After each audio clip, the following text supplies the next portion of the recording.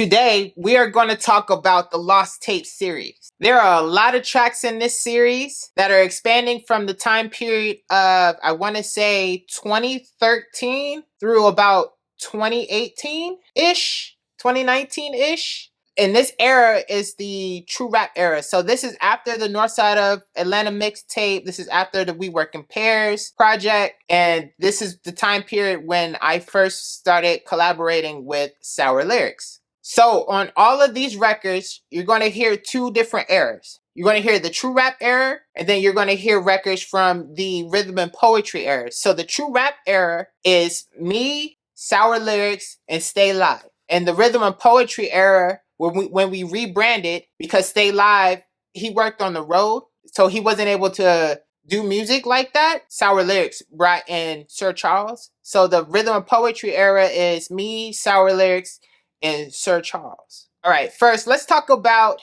the true rap era, where it's me, Sour Lyrics, and Stay Live. Me and Sour Lyrics actually were neighbors. So we lived in an apartment complex. He was literally the apartment above me. That's how crazy this was. We would work through the week, and then on the weekends, we would get together. We would come, everybody would meet either at Sour Lyrics' apartment or record in my apartment. Mostly during this era was Sour Lyrics.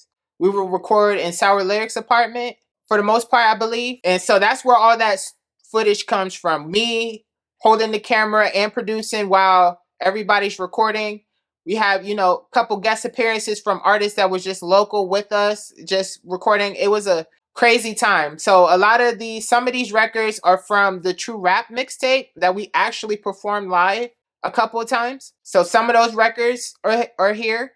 And then some of the records are from the Rhythm and Poetry album that never came out, that never got finished because I had a family situation and I had to dip off and help my family out. So that's how that became to be. So during the Rhythm and Poetry era, me, Sir Charles, and Sour Lyrics, we were actually living together. We rented a house that had they turned, like, the garage. There was no garage, actually. The garage was turned into another room, and that's where the studio was. Everybody had their own room, and then every day or every couple of days at night after work, especially on the weekends, we would just work on the Rhythm and Poetry album that we didn't get a chance to complete, where everybody was supposed to do 20 records. I believe I got mine done, obviously, because I'm producing everything. Sour Lyrics got most of his done, and Sir Charles was starting on his, and then we were supposed to take the best 5 or 6 from each one of our records that we're collaborating on with, because every record, everybody had to be on it.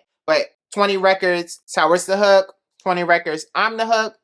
20 records, so Sir Charles is the hook. It just, it was a long process, but to make an album is not easy. You need a lot of records to pick from. That way you can narrow it down to just the best and put it out. So it was, it was a learning process. This was the first attempt at actually creating a full album, not just releasing a song right after we make it and putting it on SoundCloud. This album was supposed to be our first introduction to actually getting put onto streaming. Because at the time when we was recording this, streaming wasn't really a thing. Like, Spotify just popped up. We didn't know how to get our stuff on. So we were just trying to figure it out. And we was going to figure it out once we actually did a full album and just go full steam ahead. So in this series that I'm building out of these records that we produced from that era, I produced everything. I produced all the true rap records for the most part, and I produced all of the rhythm and poetry as well. So through this era, I was able to learn a lot and got an opportunity to work with a lot of artists, a whole lot of studio footage. So you can go on YouTube, Twitter,